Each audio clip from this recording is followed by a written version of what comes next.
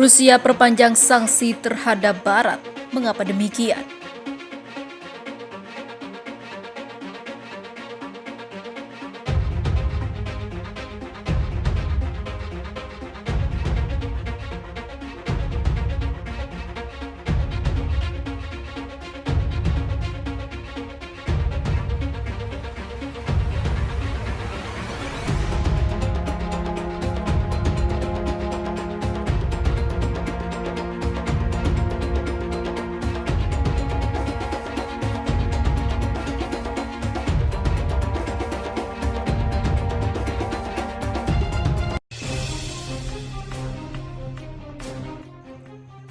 Presiden Rusia Vladimir Putin memperpanjang sanksi terhadap Barat hingga akhir tahun depan. Putin telah menerapkan sanksi yang menurut Moskow adalah tindakan balasan terhadap Barat selama 6 tahun terakhir. Dalam sebuah dekret Presiden, Putin menginstruksikan kepada seluruh anggota kabinetnya untuk memastikan implementasi langkah-langkah pembatasan tersebut.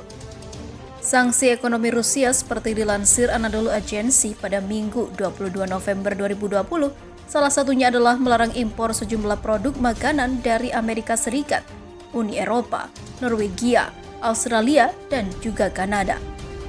Sementara itu, sebelumnya Moskow menjatuhkan sanksi kepada 25 warga Inggris sebagai respon atas tindakan hukuman yang diambil oleh London hampir 5 bulan lalu terhadap jumlah yang sama terhadap warga Rusia karena pelanggaran hak asasi manusia. Kementerian Luar Negeri Rusia mengumumkan sanksi balasan itu, tetapi tidak memberikan nama-nama warga Inggris yang terkena sanksi. Kementerian Luar Negeri Rusia mengatakan bahwa tindakan hukum pemerintah Inggris terhadap pejabat Rusia yang diumumkan pada 6 Juli datang dengan dalih imajiner dan tidak masuk akal. Juru bicara Kementerian Luar Negeri Rusia Maria Zakharova mengatakan bahwa London tidak pernah menjelaskan dasar yang digunakan pemerintah Inggris dalam memilih warga Rusia yang diberi sanksi. Menanggapi tindakan tidak bersahabat dari otoritas Inggris dan atas dasar prinsip timbal balik, pihak Rusia membuat keputusan untuk menjatuhkan sanksi pribadi terhadap 25 perwakilan Inggris yang dilarang memasuki Federasi Rusia, kata Zakharova.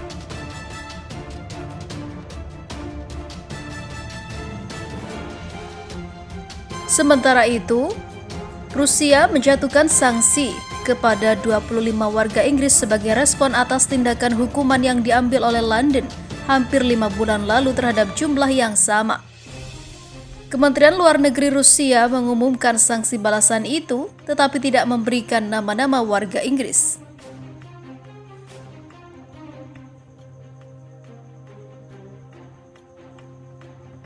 Oleh karena itu, perwakilan Inggris sekarang dilarang memasuki Rusia, kata Kementerian Luar Negeri Rusia seperti dilansir dari Radio Free Europe. Juru bicara Kementerian Luar Negeri Rusia Maria Zakharova mengatakan bahwa London tidak pernah menjelaskan dasar yang digunakan pemerintah Inggris dalam memilih warga Rusia yang diberi sanksi.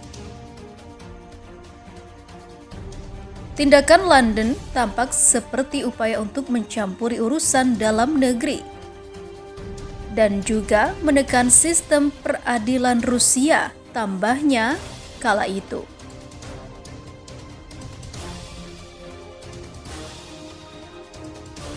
Inggris menjatuhkan sanksi terhadap 25 orang Rusia sebagai bagian dari tindakan pasca Brexit yang menurut Menteri Luar Negeri Dominic Raab ditujukan pada orang-orang yang telah melakukan pelanggaran hak asasi manusia yang paling parah. Sanksi tersebut termasuk larangan perjalanan ke Inggris, pembekuan aset dan juga ditujukan pada properti apapun yang dimiliki individu dalam yurisdiksinya. Mereka yang disanksi oleh Inggris termasuk Alexander Bastirikin, Kepala Komite Investigasi, serta hakim dan jaksa yang menurut London terlibat dalam penganiayaan dan juga ketiadaan pengacara Sergei Magnitsky.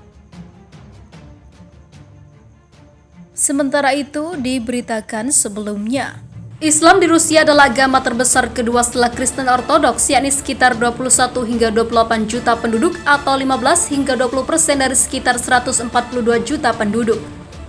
Sejumlah studi bahkan memprediksikan populasi umat muslim di Rusia akan terus meningkat hingga 30% dalam 1 tahun saja. Apakah yang menjadi faktor perkembangan pesat Islam di Rusia? Dosen program studi Rusia di Universitas Indonesia Ahmad Fahrur Roji menjelaskan mengapa Islam di Rusia akan terus tumbuh.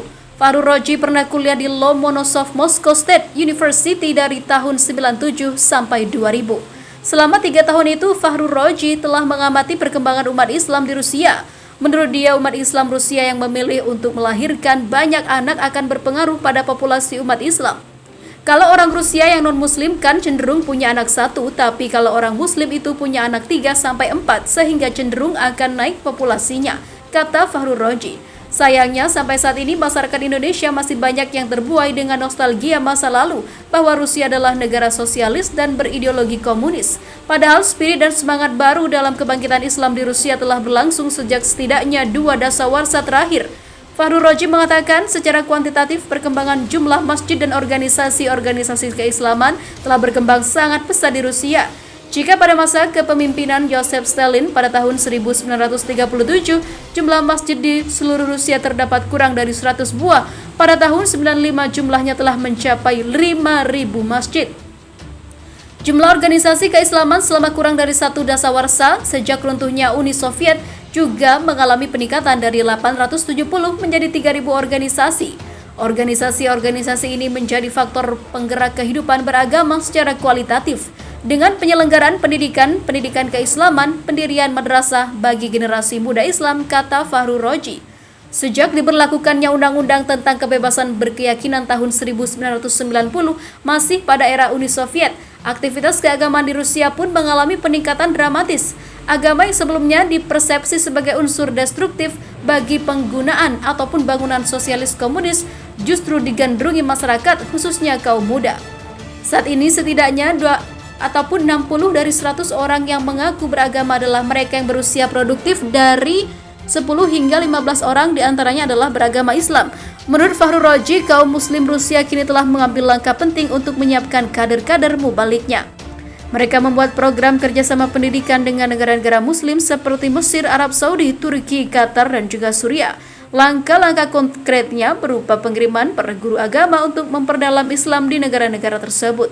Belum lama ini pemerintah Rusia juga memfasilitasi berdirinya Universitas Islam pertama di negara itu. Dari sekitar 100 etnis yang ada di wilayah Rusia, ada sekitar 40 etnis yang secara tradisional menganut Islam sebagai agama mereka.